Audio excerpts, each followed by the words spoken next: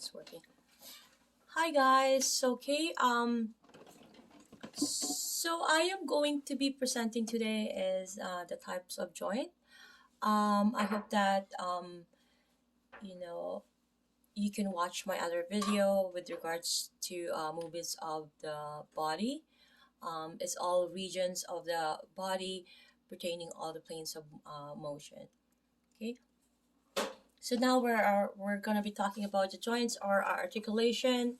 Is the point of the contact between bones, as we all know, and a joint structure determines its function. Um, all articulations have fibrous, cartilaginous, or synovial structures. So because of their design, fibrous and cartilaginous joints have little or no movement capability.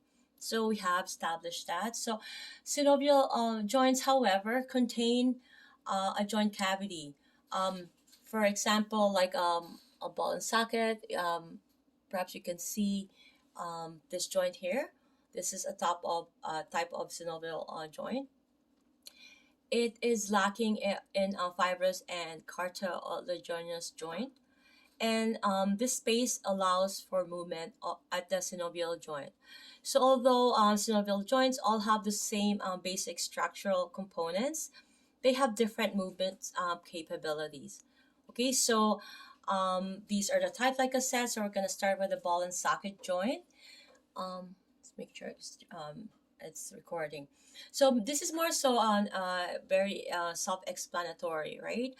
It's a spherical surface at one bone, and then it fits into the dish shaped depression of another bone. So you can see that, right? Just like the shoulder, right? The glenohumeral joint, right? Because this one is capable of movement in every plane, right? In every plane of movements, right? The flexion, extension, abduction, adduction, right?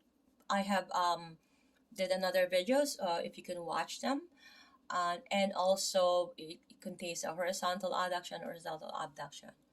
Okay, so now we're going to the ellipsoid joint, as you can see here, right? So this one here consists of the oval shape and of one bone, as you can see here, articulating with the elliptical basin of another bone. Okay, it permits flexion, extension, and ABD, abduction and adduction, as seen at the wrist, a radiocarpal joint. So you see the joint here. Okay, and I'm going to be showing the movements because okay, we have to keep in mind which one is adduction and abduction in terms in our wrist. Okay, we always have to refer it into anatomical positioning, right? So I'm just gonna kind of flex my elbow here so that you can see the wrist.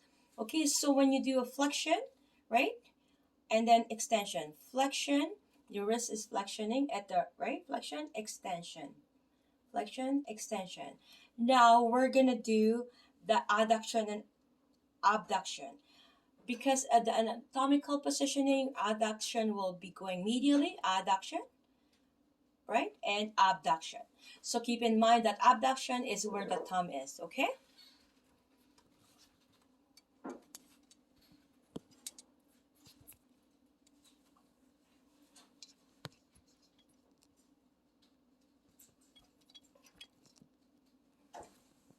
Okay, I'm sorry about this. Okay, so now we're on to the hinge joint.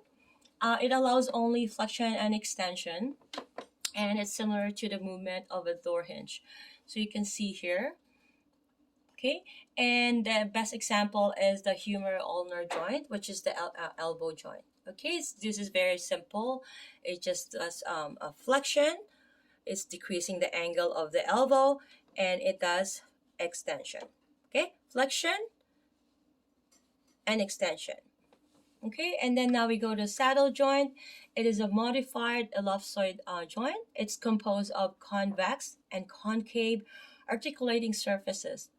Okay, like two saddles So you can see, right, the joint between the trapezium, one of the small carpal bones in the wrist, and the first metacarpal bones, okay, is an example of a saddle joint.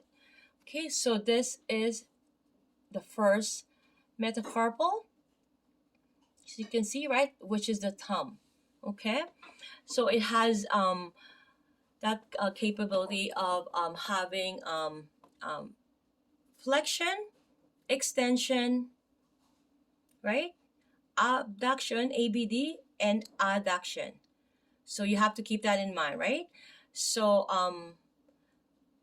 that positioning is extension.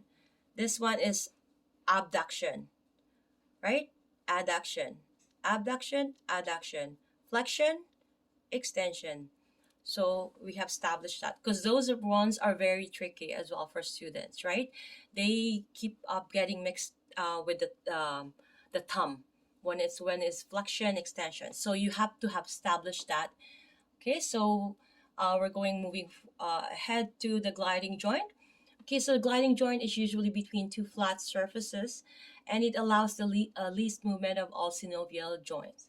Okay, only small shifting movements are possible at these articulations, such as those between the carpal bones in the wrist or tarsal bones in the foot.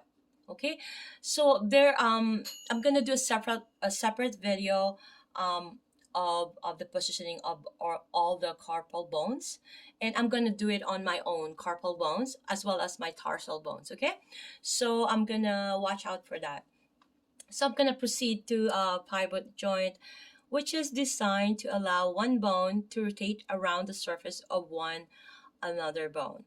Okay, so for example, rotation of the head occurs because of the pivot joint between the first and second cervical vertebrae, the atlantoaxial joint. So if we can remember that, okay, so it has that capability of doing that. It's not 100. It doesn't go in circle, right? We keep that's only in exorcist movies. So it has that capability. I'm gonna be doing all the angle later on too, the normal angle of all the joints, and also the resting positions. Okay, just watch that later on. Okay, so I have finished the types of synovial joints. So I'll see you guys, and I'm going to be talking about connective tissue or fascia.